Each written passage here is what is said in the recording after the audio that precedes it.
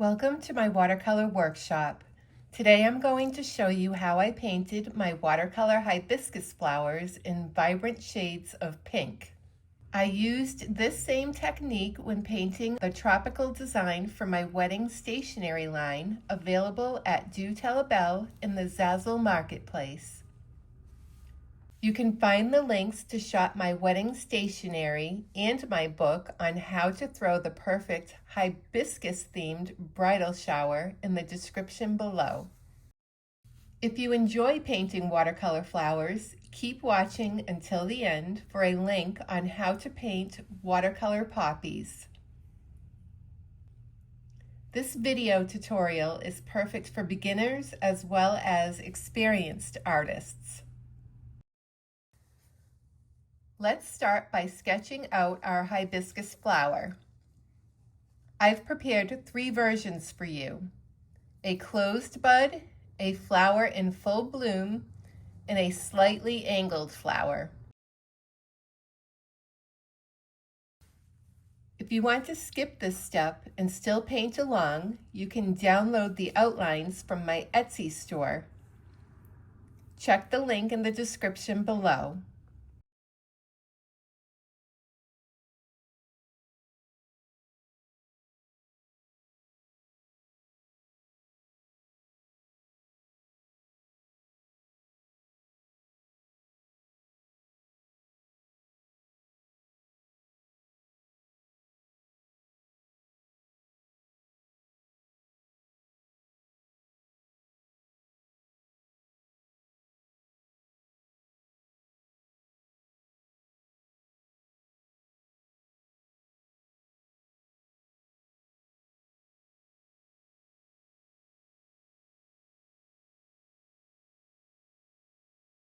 Now let's dive into the colors.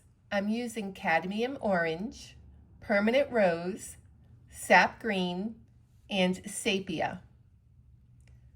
We'll begin with a wet on wet technique using my number 5 round brush.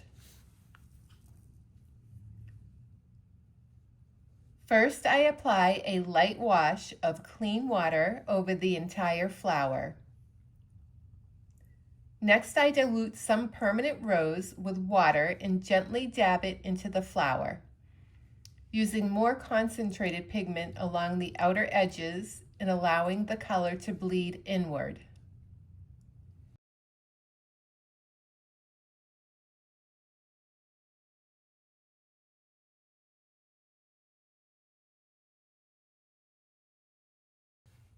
We'll let this layer dry before adding more detail. While that's drying, let's focus on the bud of our second flower. Again, using wet on wet, I apply a light wash of water. If you add too much water, no worries. Just squeeze the water from your brush and lift the excess off the paper. Now I drop in some permanent rose around the edge.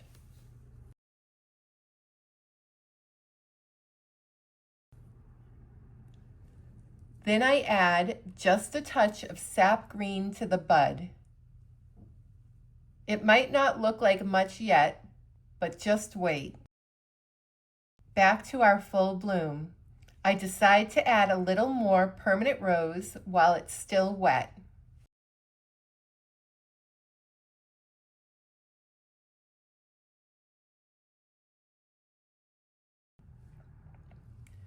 Patience is key. We'll let it dry thoroughly before continuing. Now that our flowers are dry, let's paint the leaves using sap green. We're going to start with the bud.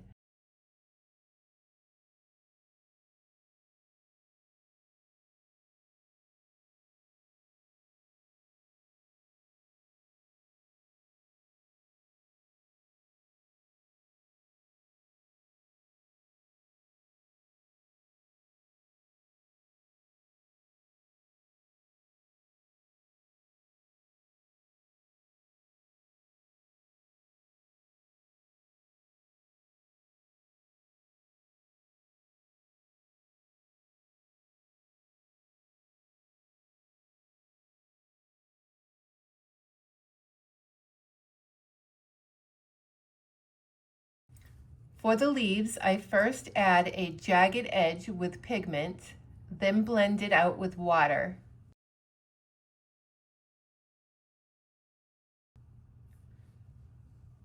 Notice how the pigment bleeds beautifully.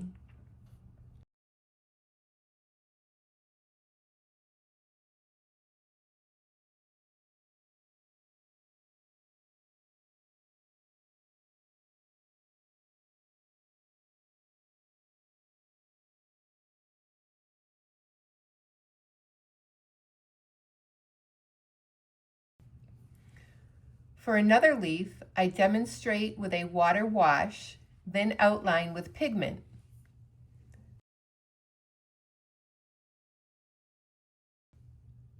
Which technique do you prefer? Drop your thoughts in the comments. We'd love to hear from you.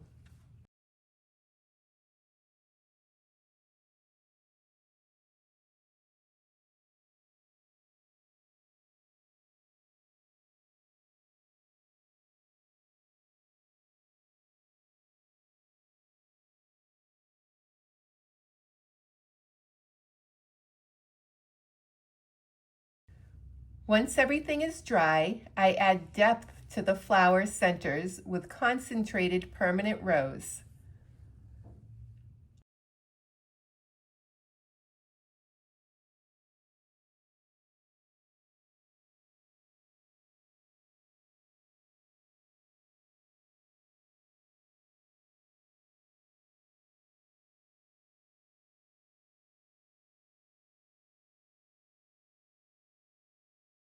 I define the pollen stems using sepia.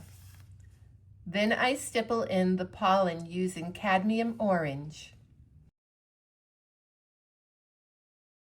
This is a very opaque pigment and works well when adding finishing details.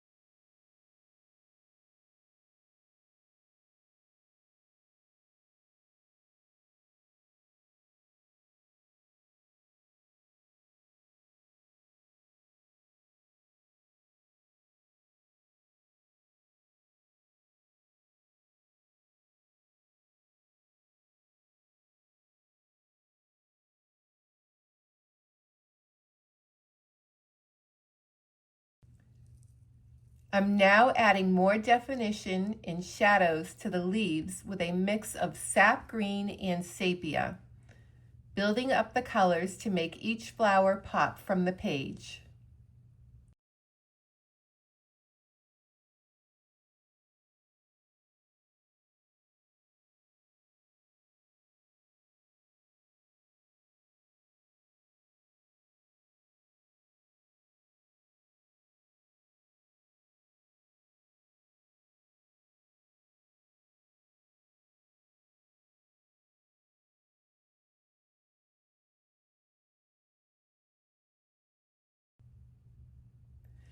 During my morning walk, I captured some photos of hibiscus flowers, which inspired today's tutorial. I'm thinking of doing a yellow hibiscus next. Let me know if that interests you. As we wrap up, I'm adding final touches to our leaves, enhancing them with a loose mix of sap green and sepia.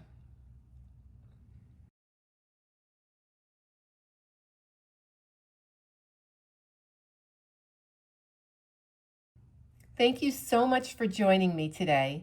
If you enjoyed this tutorial and want to learn more, consider signing up for my weekly live workshops or Zoom sessions. The link is in the description. And don't forget to like, comment, and subscribe for more weekly watercolor tutorials. Your support helps me bring more creative projects like this one to life. Happy painting and see you next time.